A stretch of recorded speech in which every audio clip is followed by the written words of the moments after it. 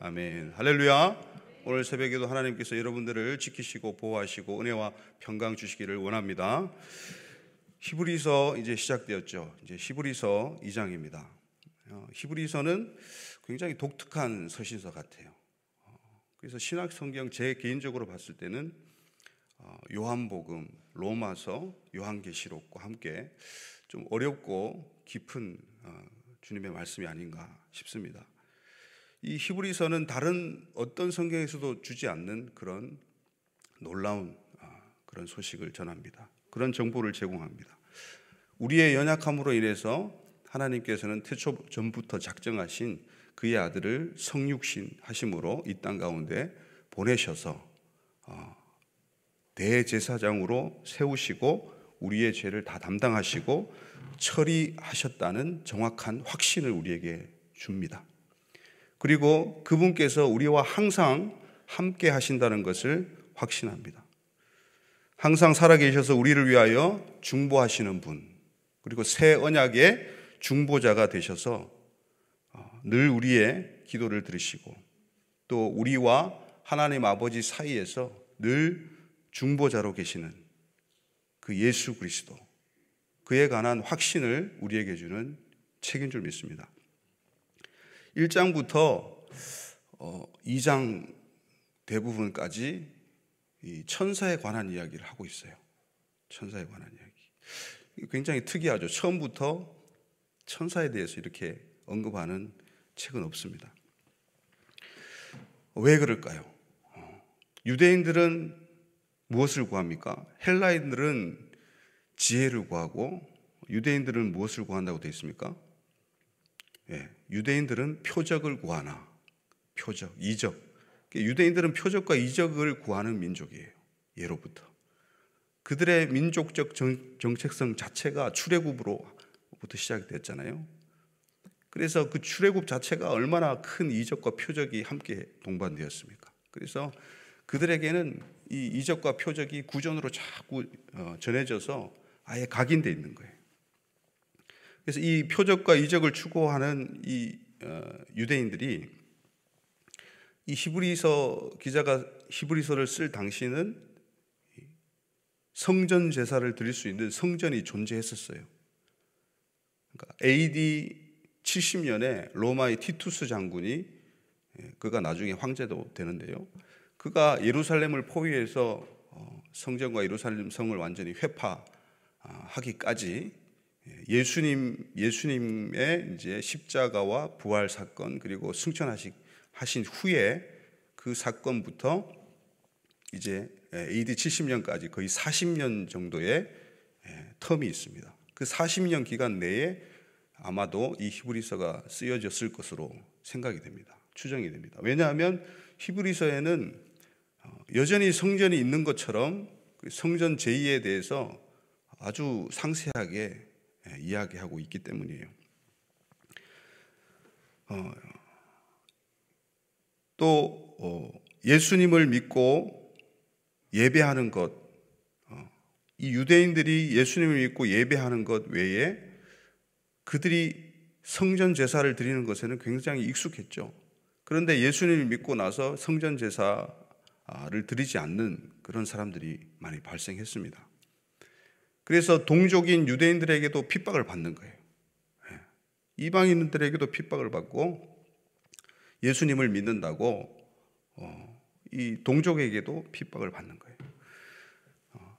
그리고 어릴 때부터 그렇게 각인되어 오고 또 너무나 중요시 여겼던 이 성전 제사를 참 하지 않기가 쉽지 않은 거예요.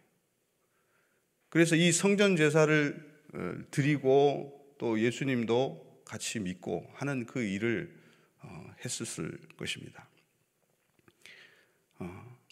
그래서 이 익숙한 성전 제사로 돌아가는 자들이 많았다는 것이죠.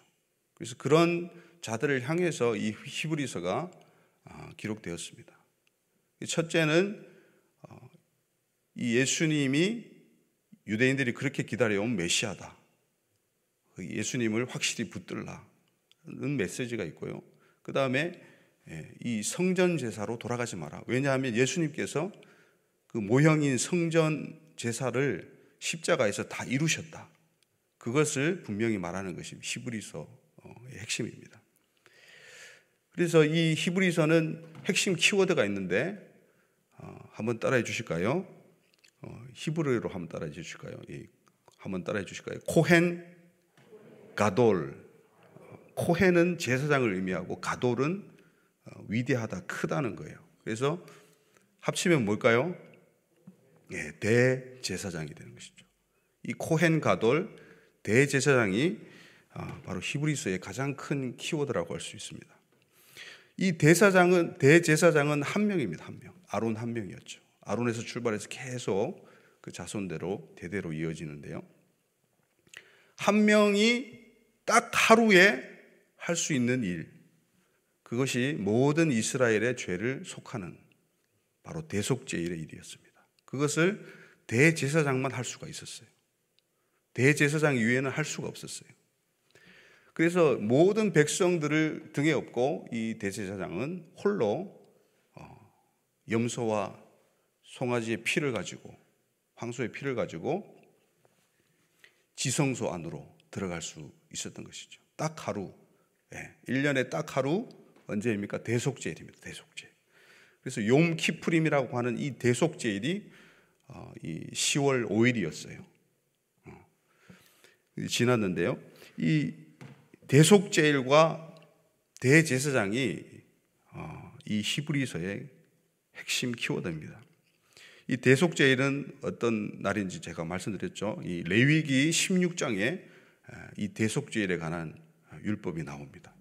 레위기 16장으로 말씀드리면 레위기의 핵심인과 더불어서 모든 모세오경 토라 전체의 바로 핵심이 바로 레위기 16장 대속죄일인 것입니다.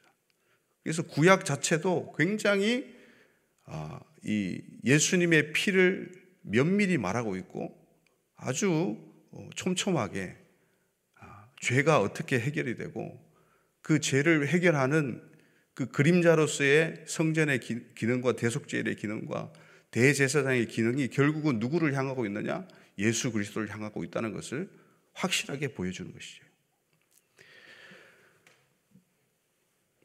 그런데 이 천사들이 여러분 성경에 어디에 제일 먼저 나올까요? 천사들. 성경 순서적으로 시대적으로 봤을 때는 이제 욥기에도 욥기하고 이제 이 창세기하고 이제 거의 같은 시대라고 보는 사람들도 많은데요. 욥기에도 하나님께서 창조하실 때 천사들이 막 노래 부르고 소리쳤다고 나오죠. 그런데 창세기 순서로 보면 창세기 3장에 이 천사들의 이름이 나옵니다. 한번 보실까요? 창세기 3장 24절입니다. 시작. 이같이 하나님이 그 사람을 쫓아내시고 에덴 동산 동쪽에 그룹들과 두루 도는 불칼을 두어 생명나무 길을 지키게 하시니라. 아멘. 자, 여기에 보면 에덴 동산 동쪽에 그룹들과, 이 그룹은 신천지 이단이 가리키는 그 그룹이 아니에요. 한 그룹, 두 그룹, 영어로 그룹이 아니고 히브리어 케루빔을 한글로 번역한 것이죠. 그룹. 원래는 발음이 케루빔입니다. 케루빔. 케루브 복수가 케루빔 이렇게 되는 것이죠. 케루빔으로 이 3장에 나와 있어요. 이게 하나님 보좌의 내 생물이라고 하는 그 천사일 수도 있고 아니면 다른 천사일 수도 있는데, 또 이사야서에서는 스랍들이라고 나오죠. 스랍 이름이. 그래서 그룹과 스랍 이렇게 두 가지 종류의 이 천사가 나옵니다. 이 세라핌이라고 하는 천사들이 따로 있어요. 그래서 이 세라핌이 이제 보좌주의의 내생물에 이제 해당하는 그런 천사의 이름 같아 보입니다. 이렇게 하나님께서는 범죄한 인간을 에덴 동산에 쫓아내시고 두루 도는 불칼로 이 그룹들 천사들에게 그 생명나무 길을 지키게 하셨어요. 근데 그것이 고스란히 그 이미지가 이 성막에 등장하게 됩니다. 성전에 등장하게 돼요. 성소와 지성소를 가르는 휘장이 있습니다. 그 휘장에 뭐가 그려져 있느냐, 뭐가 수놓아져 있느냐 하면 바로 천사, 이 케루빔이 수놓아져 있어요. 그래서 1년에 한 번 이 대속제일의 대제사장은 그 성소에서 주로 활동하다가 이제 1년에 한 번 그때는 휘장을 열어 제치고 지성소로 들어갈 수가 있는 거예요. 그 생명나무 길이 결국은 예수님의 피로 우리가 가능해지고 열려진다는 것이죠. 그래서 이 히브리서는 예수님을 그려나가는 방식이 굉장히 레위기적이고 대속제일적입니다. 그래서 먼저 천사가 이렇게 등장을 하고 유대인들에게 어필할 만한 이야기들을 하는 것이죠. 천사보다 잠시 못하게 하셨다가 천사보다 훨씬 비교할 수 없을 정도로 뛰어나시고 만물 위에 뛰어나신 예수님을 그리고 있는 것이 이 히브리서입니다. 그래서 천사가 맡고 있는 그 에덴 동산, 결국은 지성소죠. 그 지성소 곧 에덴 동산으로 갈 수 있는 길을 예수 그리스도께서 열어놓으셨다는 것입니다. 그 에덴 동산 안에는 바로 생명나무가 있는 것이죠. 생명나무로 가는 길이 있는 것이죠. 그래서 히브리서에서 가장 핵심적이라고 할 수 있는 구절이 바로 10장입니다. 히브리서 10장 한번 보실까요? 10장 띄워주시겠습니까? 19절 20절입니다. 우리가 잘 아는 말씀인데요. 같이 읽겠습니다. 그러므로 형제들아 우리가 예수의 피를 힘입어 성소에 들어갈 담력을 얻었나니 그 길은 우리를 위하여 휘장 가운데로 열어놓으신 새로운 살 길이요 휘장은 곧 그의 육체이니라. 아멘. 그래서 예수님께서 이 휘장을 완전히 없애시고 찢으시고 십자가 사건으로 인해서 누구든지 대제사장 말고 누구든지 주님의 피를 의지하고 하나님 아버지께 그 지성소 가운데 나갈 수 있도록 하신 것입니다. 할렐루야. 이것이 참 복음인 줄 믿습니다.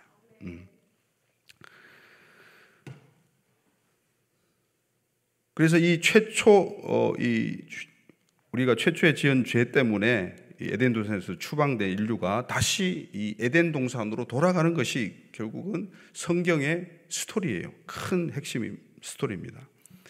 그것을 가능하게 하신 분이 바로 우리 만물의 머리 대신 오늘 히브리서 2장 8절에 이야기하는 만물이 그에게 복종해야 되는 거죠.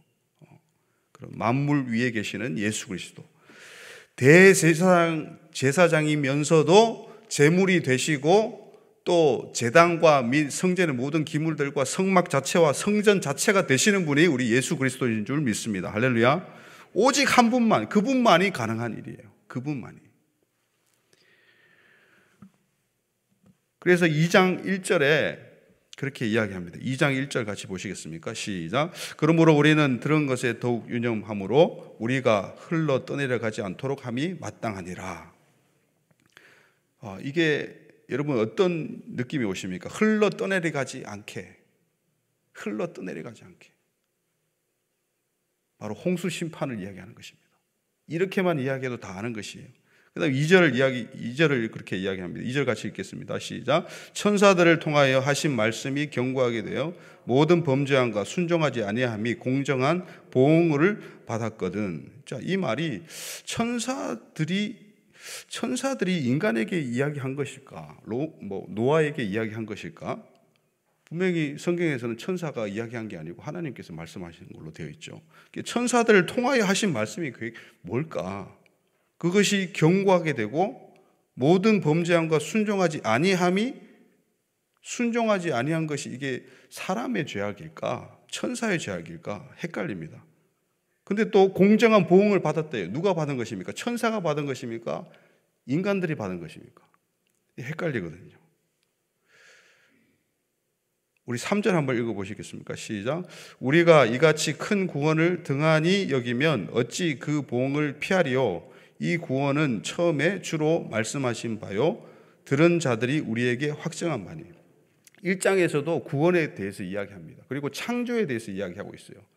히브리서 1장은 천사에 대해서 이야기하지만 창조에 대해서 이야기하고 있고 구원에 대해서 이야기하고 있어요. 그래서 우리가 창세기를 펴면 이제 창조가 나오고 조금 지나면 이제 홍수 심판, 노아 이야기가 나오는 것이죠.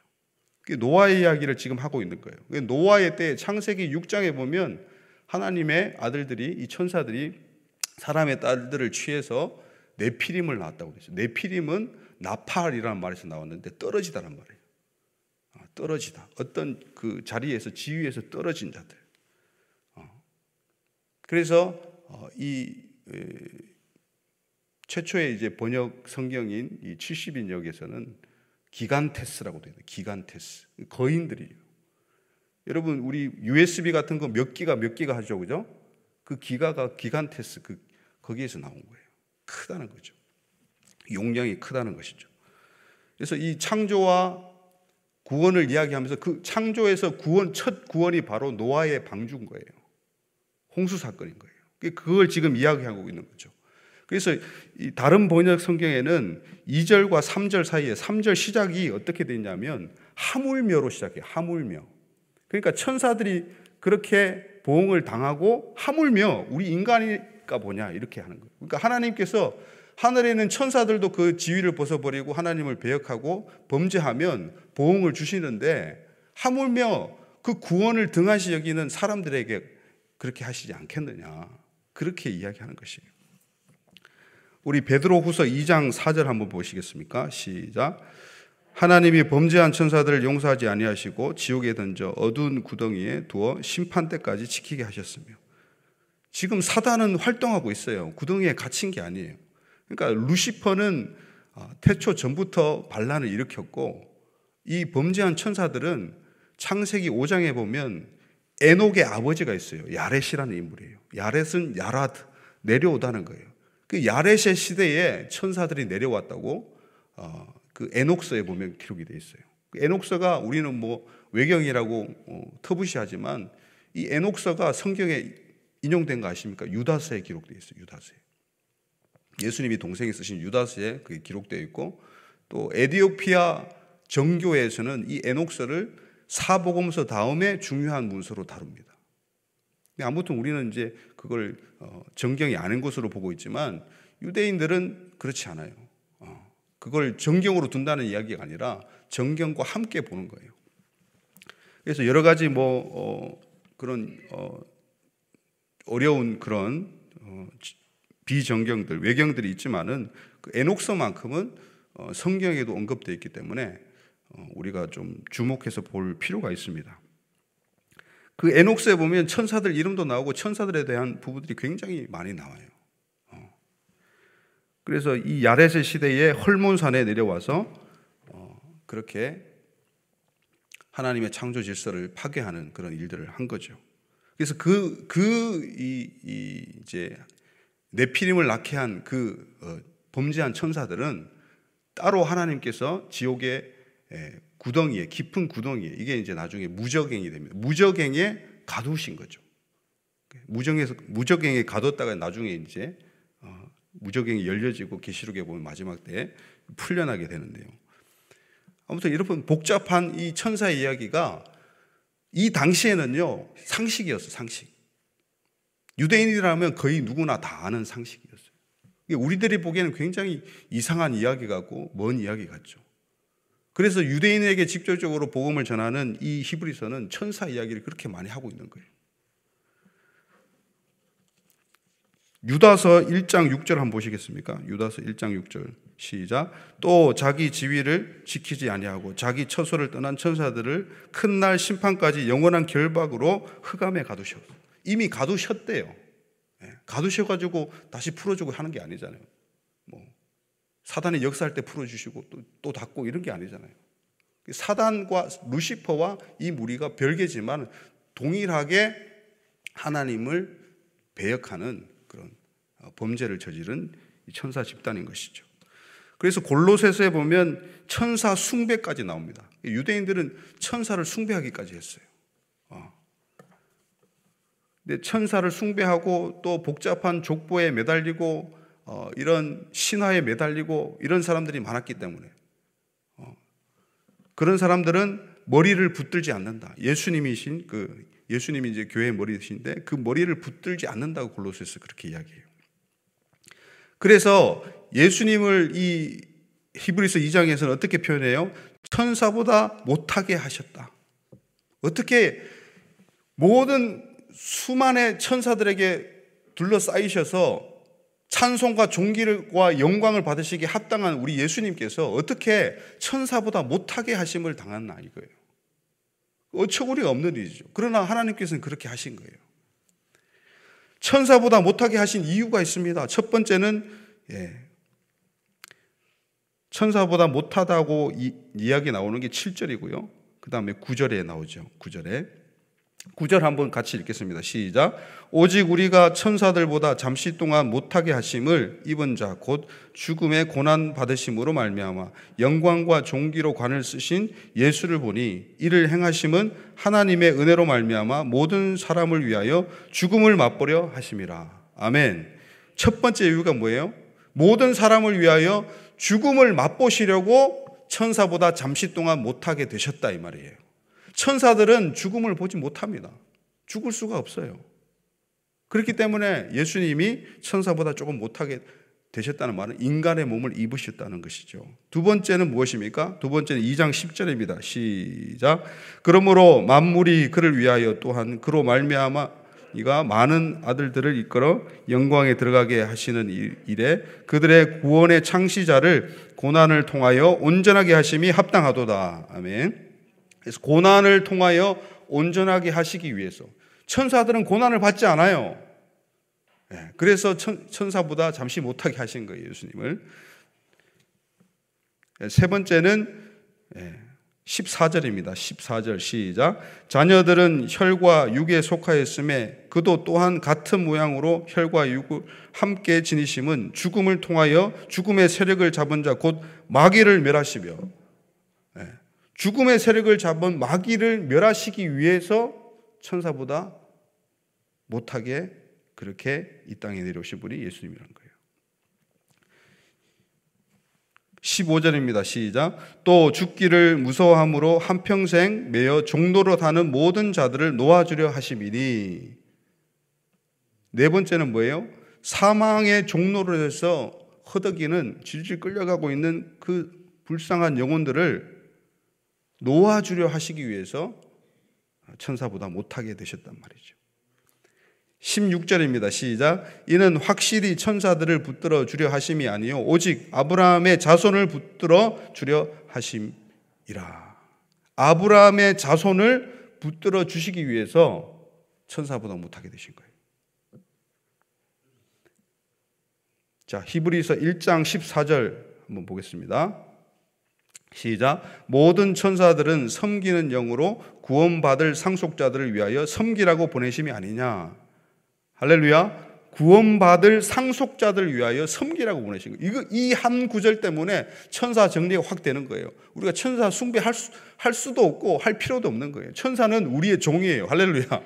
네. 그래서 이 아브라함의 이 자손, 영적으로 우리가 예수님을 통해서 성령을 통해서 아브라함의 후손이 되는 것이죠. 그것을 그 상속자들을 아브라함의 후손들을 붙들어 주시기 위해서 예수님께서 천사보다 못하게 되셨다는 거예요. 여섯 번째입니다. 17절입니다. 시작. 그러므로 그가 범사의 형제들과 같이 되심이 마땅하도다. 이는 하나님의 일에 자비하고 신실한 대제사장이 되어 백성의 죄를 속량하려 하심이라. 아멘. 형제들과 같이 되시기 위해서 예수님께서 천사보다 못하게 되신 거예요. 그래서 신실한 대제사장. 왜 그렇습니까? 형제 중에서 한 선지자를 예비하리라. 신명기의 말씀처럼 형제 중에서 대제사장이 나와야 되는 거예요. 그게 말씀에 맞는 거거든요. 그래서 예수님은 그 말씀 언약에 맞게끔 천사보다 못하게 인간의 몸을 입으시고 오신 거예요. 그래서 신실한 대제사장이 되어서 백성의 죄를 속량하셨던 것입니다. 일곱 번째는 18절입니다. 시작. 그가 시험을 받아 고난을 당하셨은즉 시험 받는 자들을 능히 도우실 수 있느니라. 아멘. 할렐루야. 너무나 위로가 되는 말씀입니다. 예수님께서 왜 천사보다 못할 이유가 없잖아요. 예수님이 천사들의 경배를 받으시기에 합당하시고 영원히 받으시기에도 부족한 것인데 천사보다 못하게 되셨다. 그 이유가 시험을 받는 우리 연약한 성도들을 위해서, 저와 여러분들을 위해서 시험 받을 때 능히 도와주시려고 본인이 성육신 하셔가지고 고난을 당하시고 시험을 받으시고 그렇게 천사보다 낮은 몸으로 임하셨단 말이죠. 그래서 3장 1절에서는 그런 예수님을 깊이 생각하라고 이야기합니다. 이 히브리서에서 3장에도 그렇고요, 12장에도 그렇고 예수님을 생각하라, 그리고 예수님을 바라보라. 그 예수님을 왜 생각해야 되고 왜 바라봐야 되는지 그 당시에 핍박받던 유대인들, 그죠? 동족에게도 핍박받고 이방인들에게도 핍박받는 그 유대인들, 핍박을 통과하기 위해서는 예수님을 생각하고 바라보고 붙들어야 될 줄 믿습니다. 그걸 위해서 그렇게 히브리 기자는 부르짖는 것이에요. 이렇게 우리는 이 히브리서를 보면서 대제사장이신 우리 예수님을 바라보게 됩니다. 묵상하게 됩니다. 그럼 우리는 어떨까요? 우리는 이 어떻게 말씀을 적용해야 될까요? 우리도 동일합니다. 여러분 고난 가운데 계신 분들 많으시죠? 고난 가운데 계신 분들 예수님을 생각하고 바라보시기를 바랍니다.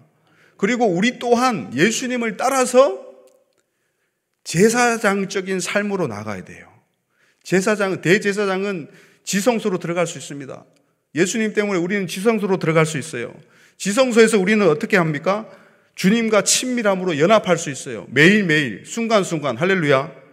예수님의 피만 의지하면 그렇게 할 수 있단 말이죠.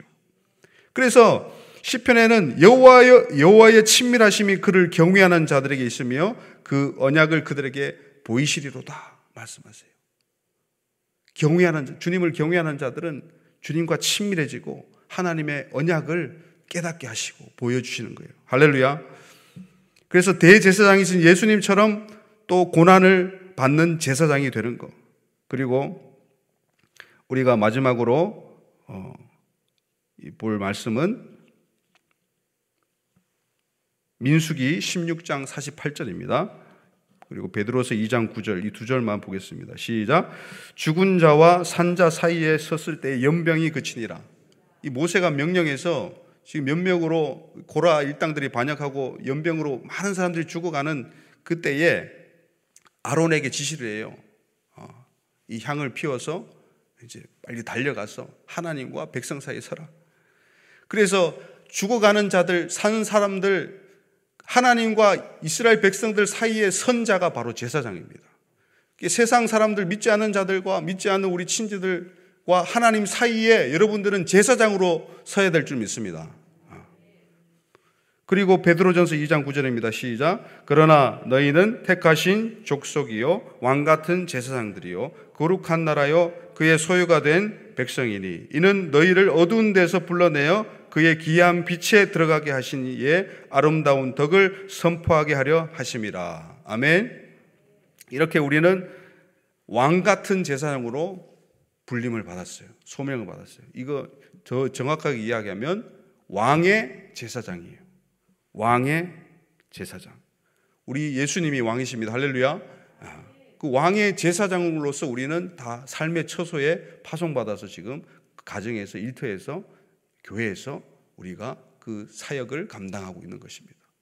여러분 다 제사장 되시기를 축복합니다.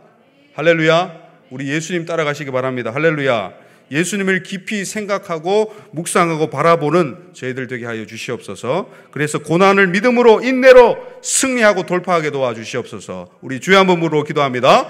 주여! 하나님 아버지, 우리가 제사장이 되기를 원합니다. 하나님 아버지, 우리가 예수님처럼 주님 그 길을 따라가기를 원합니다. 고난이 오더라도 믿음으로 인내하고 돌파하는 저희들 되게 하여 주시옵소서. 예수님을 깊이 묵상하고 예수님을 온전히 붙들고 바라보는 그런 새벽 되기를 원합니다. 그런 하루하루가 되기를 원합니다.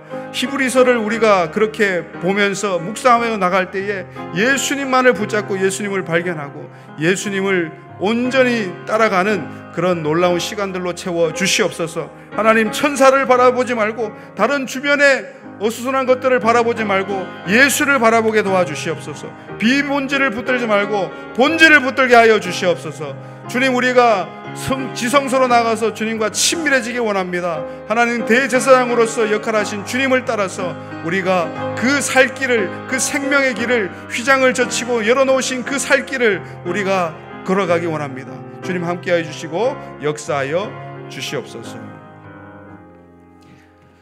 하나님 아버지 감사합니다. 우리가 예수님을 생각하게 하시고 바라보게 하시고 붙잡게 하여 주시옵소서. 그래서 수많은 현실 가운데 고난을 믿음으로 인내로 돌파하고 승리하는 저희들 되게 하여 주시옵소서. 감사하고 예수님의 이름으로 기도드리옵나이다. 아멘. 주여 주여 주여.